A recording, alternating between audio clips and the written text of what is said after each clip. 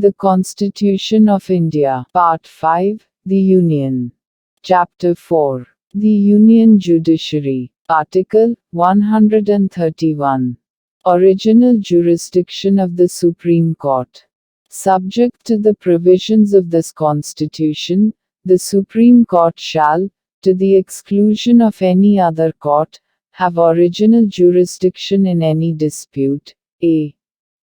between the Government of India and one or more states, or b. between the Government of India and any state or states on one side, and one or more other states on the other, or c. between two or more states, if and insofar as the dispute involves any question, whether of law or fact, on which the existence or extent of a legal right depends.